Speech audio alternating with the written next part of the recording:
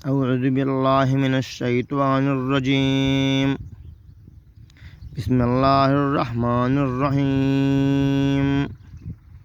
وإن طلقها فلا تحل له من بعد حتى تنكح زوجا غيره.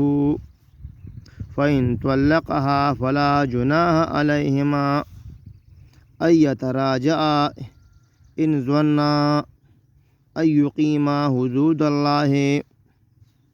نن زمن د بیان موضوع ده. طلاق ورکول د خاوند حق دی،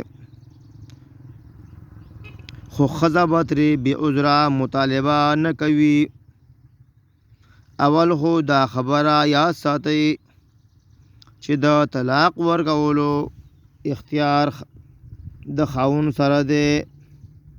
د ښځې سره د دې هیڅ اختیار نشته چې خپل خاوند لا طلاق ورکړي. د قرآن کریم او احادیثو نه په دې باندې ګڼ دلایل موجود دي. یاد ساتئ که چېرې د ښځې سره د دې اختیار وي نو کم از کم قرآن او احادیث کې به یو ځای کې خو ښځې ته خطاب کړی وي. حالانکه هر مقام کې خطاب سړي ته کړی دی. لکه څو مقامات په طور د نمونې وګورئ. یو ځای کې الله تعالی فرمایي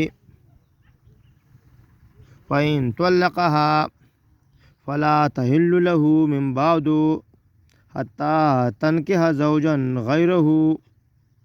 فإن طلقها فلا جناح عليهما أن يتراجعا إن ظنا أن يقيما حدود الله. سورة بقرہ آیات نمبر 213. داغی ترجمه دادا نو که چرته طلاق یې ورکړو د ښځې ته یعنی دریم طلاق، نو حلاله نه ده دا ښځه هغه لره پس د دې نه تر دې چې نکاح وکړي د بل خاوند سره. نو که چېرته طلاق ورکړي دویم خاوند هغې ته، نو نشته ګناه په دې دواړو چې دواړه یو بل ته وګرځي یعنی په نکاح سره. د دې دواړو ګمانو چې پابندي به کوي د پولو د الله تعالی. د مخکې آیات کې آیات نمبر د سورت بقره آیات نمبر 213 کې الله تعالی فرمایي وَإِذَا طَلَّقْتُمُ النِّسَاءَ فَبَلَغْنَ أَجَلَهُنَّ فَأَمْسِكُوهُنَّ بِمَعْرُوفٍ أَوْ سَرِّحُوهُنَّ بِمَعْرُوفٍ وَلَا تُمْسِكُوهُنَّ ضِرَارًا لِتَعْتَدُوا وَمَنْ يَفْعَلْ ذَلِكَ فَقَدْ ظَلَمَ نَفْسَهُ. او کله چې طلاق ورکړي تاسو ښځو ته، پس نږدې شي هغې خپلې نیټې یعنې عدت ته، نو حصار یې کړئ دوی لره په ښایسته طریقې سره، یا یې پرېږدئ دوی لره په ښایسته طریقې سره، او مه بندوئ دوی لره د ضرر دپاره چې زیاتې وکړئ تاسو په هغې باندې. او چا چې وکړو دا کار نو یقینا د ظلم وکړو په خپل ځان.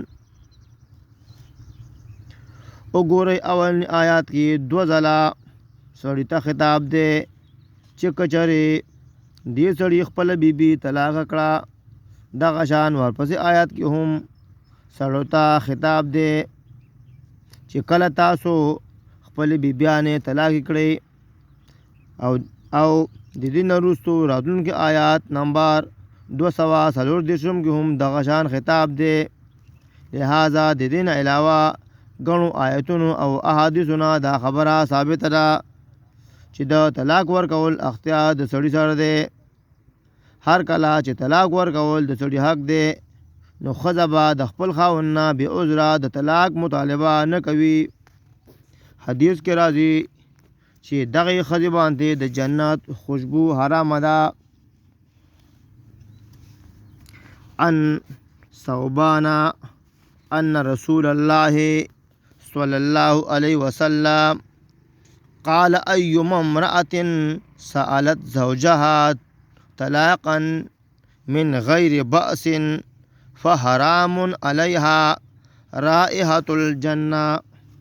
دا حدیث ترمذی راغسته دی چې د دې ترجمه دا ده.